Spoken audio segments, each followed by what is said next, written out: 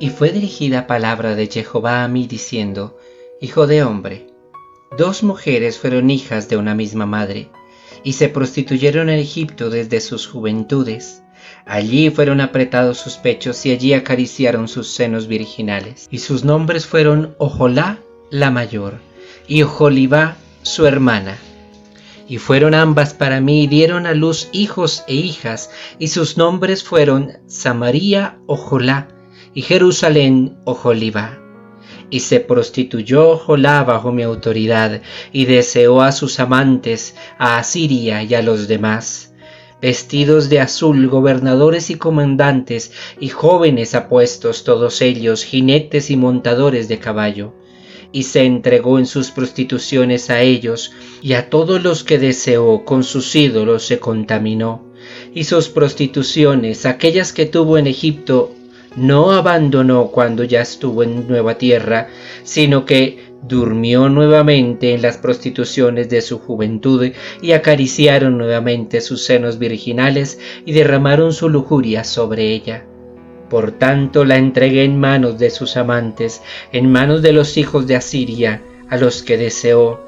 Ellos la destaparon en su desnudez, a sus hijos y a sus hijas tomaron, y a ella con la espada mataron, y fue famosa entre las mujeres por sus castigos. Y vio su hermana Oholibá, y enloqueció su deseo más que ella, y en sus prostituciones más que las prostituciones de su hermana. A los hijos de Asiria deseó, gobernantes, comandantes y guerreros vestidos pomposamente, jinetes montadores de caballo y jóvenes apuestos todos ellos. Y vi que se contaminó de igual manera que su hermana, pero aumentó aún peor sus prostituciones, y vio hombres pintados en la pared, figuras de caldeos pintadas de bermellón, ceñidos de cinto por su cintura, con tocados de turbantes en sus cabezas, con aspecto de oficiales todos ellos, de apariencia como de los hijos de Babilonia, y les buscó con mensajeros hasta Caldea. Entonces vinieron a ella los hijos de Babilonia, y en su lecho tuvieron amores con ella, y se contaminó con ellos, y alejó su alma de mí por irse tras ellos. Cuando manifestó sus fornicaciones y enseñó su desnudez, entonces se hartó mi alma de ella, tal como se hartó de su hermana mayor. Pero aumentó ésta en sus fornicaciones para recordar los días en que se prostituyó en Egipto cuando era joven. Y deseó a sus amantes como en la carne de los asnos y como el flujo de los caballos, y añoró la impudicia de su juventud y como fueron acariciados sus senos en Egipto. Por tanto así dice el Señor Jehová contra ti: He aquí que suscitaré a tus mismos amantes contra ti, les haré venir por todos lados contra ti, hijos de Babilonia, caldeos de Pecod y de Zoá y de Coá, todos los hijos de Asiria con ellos, jóvenes apuestos, gobernantes y comandantes, oficiales renombrados, montadores de caballo, todos vendrán contra ti con arma en la mano y caravana y muchedumbre de pueblos. Y traerán escudos y cascos y espadas y se pondrán contra ti en derredor, y te entregaré para que te juzguen según sus normas. Y actuarán contigo con furia, arrancarán tu nariz y tus orejas, el resto caerá a espada, tus hijos y tus hijas tomarán, y lo que quede será consumido por el fuego, y te quitarán tus vestidos y tomarán los objetos de tu refinamiento, y haré cesar tu lascivia de ti y aquella fornicación que trajiste desde la tierra de Egipto, y no volverás a poner tus ojos en ellos. Y no recordarás más tu horrible pasado, porque así dice el Señor Jehová: He aquí que te entrego en manos de quienes más amaste, y actuarán contigo con odio y te tomarán, y te dejarán desnuda y destapada y descubierta, y avergonzada en tus prostituciones y en tu lascivia y en tus fornicaciones, y todas las naciones por donde te contaminaste con sus ídolos te verán, y serás para escarnio. Porque andaste el mismo camino de tu hermana, y te daré a beber su misma copa, dice el Señor Jehová. Honda y grande y profunda para irrisión y escarnio, y te embriagarás de tristeza y de ruina y de desolación como tu hermana Samaria, y beberás su copa y la quebrarás en pedazos y desgarrarás los pechos que antes te acariciaron, pues por cuanto me olvidaste a mí y te fuiste tras tu lascivia y tus fornicaciones.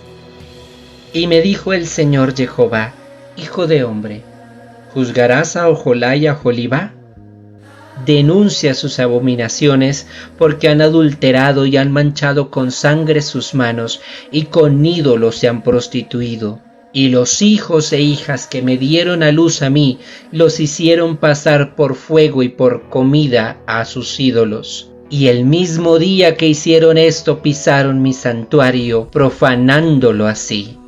De cierto haré venir a los hombres prominentes a quienes desde lejos enviaste mensajero, y para quienes te ataviaste y te pintaste y te adornaste con joyas, y te sentaste seductora sobre lecho y mesa preparada para ellos, utilizando y dando a ellos mi incienso y mi aceite, gozándote en desenfreno y en ruido y en baile con esos hombres a quienes pusiste pulseras en sus manos y diademas de belleza en sus cabezas.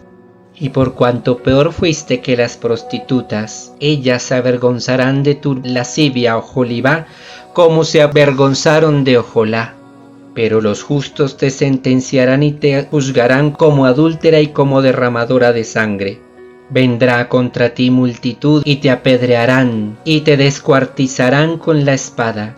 Y tus hijos matarán y tus casas quemarán, y haré cesar tu lascivia sobre la tierra, y escarmentarán todas las prostitutas de la tierra por tu lascivia, y cargarás tus pecados y tu fornicación, y sabréis que yo soy Jehová. Del libro del profeta Ezequiel, capítulo 23, versículos del 1 al 49. Un largo fragmento que coincide lo que en nuestras Biblias viene siendo el capítulo 23. ¿Qué significa eso? Que quienes hicieron por allá en la Edad Media la tarea de dividir los libros de la Biblia en capítulos y versículos, en este caso hicieron bien la tarea. Identificaron todo el discurso de las dos hermanas y lo ubicaron como un único capítulo. Antes de reflexionar sobre la idea principal de este fragmento, quiero invitarlos a que analicemos un poco el vocabulario. ¿Qué significa esto de Ojolá y Oholibá? El concepto de Ojolá significa la que hizo tienda. El concepto de Oholibá significa la que tiene mi tienda. Se puede comprender estos nombres que Dios da cifrados a Samaria y Jerusalén, las dos capitales de los dos reinos del pueblo de Israel. Recordemos el antiguo reino del norte, Israel con capital en Samaria, a quien Dios llama Ojolá, y el reino del sur, Judá, con capital en Jerusalén, a quien Dios aquí llama Oholibá. ¿Por qué estos nombres? Porque Samaria se construyó santuarios para no tener que ir al templo de Jerusalén, mientras que Jerusalén tenía el templo que Dios ordenó. Ahí se puede comprender por qué Dios utiliza estos dos conceptos para referirse a las dos ciudades. Una, Samaria, la que construyó santuarios, porque en ella no estaba el santuario que Dios ordenó. La otra, Jerusalén, la que tenía el santuario que Dios ordenó, es decir, el templo de Jerusalén. Comprendidos estos dos conceptos, vámonos a dos ideas de este fragmento. La idea principal, obviamente, es que los israelitas habitantes del reino del sur con capital Jerusalén creyeron ser mucho mejores que los israelitas habitantes del reino del norte con capital Samaria. Pero en realidad dice el Señor que su comportamiento fue mucho más vergonzoso y que se entregó a prostitución, a lujuria y a lascivia, esto es, a idolatría, con todos los dioses y las prácticas religiosas de los otros pueblos que Dios de antemano había prohibido. Es como si le hubiese sido infiel a Dios, cayendo en la idolatría y en la religiosidad de los otros pueblos a los que se entregó. Hermanos, mantener la genuina fe y la genuina espiritualidad sin corromper, sin contaminar, sin mezclar con lo que no es. En nuestro tiempo está de moda el sincretismo religioso, Y esto significa una serie de prácticas y de creencias religiosas mezcladas con las nuestras y creemos en todo y es como si echáramos en una licuadora un pocorón de creencias y eso hacemos. Entonces decimos creer en Papito Dios y seguir a Cristo, pero nos ponemos cuarzos que para las energías, que las 12 uvas de la medianoche para la buena suerte, que las lentejas y los granos en los bolsillos para que haya abundancia durante el año. ¿Cómo no, moñito? No trabaje y verá. Que el tarot, que la espiritualidad de otras religiones, que la matica yo no sé de qué para la buena suerte. Una serie de creencias que contaminan lo puro del cristianismo, que valga la pena decirlo, es una experiencia religiosa y espiritual que no tiene absolutamente nada de eso. No podemos tomar como referencia el cristianismo tradicional, porque lamentablemente desde sus orígenes se mezcló con la religiosidad romana y por eso hoy por hoy tenemos estatuas, procesiones con estatuas, devociones a estatuas, novenas a estatuas, estampitas, crucecitas, medallitas como amuleto que para que me proteja la estampita, que para que me proteja el escapulario, que para que me proteja la cruz. No sé por qué uno viene a ver si esa crucecita o ese escapulario lo va a proteger. Me perdonarán ustedes, pero un artista de música vallenata colombiana para todo lado cargaba con la estatua de la Virgen María, y de nada le servía porque su comportamiento más vergonzoso no pudo ser. Una mezcla es lo que tenemos hoy por hoy. La fe cristiana pura, podríamos decirlo si somos honestos, está muy lejos de ser practicada hoy por nosotros. La idea y el llamado de Dios es a que limpiemos la fe de todas esas cosas que se le han pegado, todas esas prácticas y creencias que han contaminado el cristianismo puro, sean quitados de nuestra fe, de nuestra religiosidad, de nuestra espiritualidad, de manera que cada vez más vivamos un cristianismo a la manera como se vivió, por ejemplo, entre los apóstoles y entre la primera comunidad cristiana.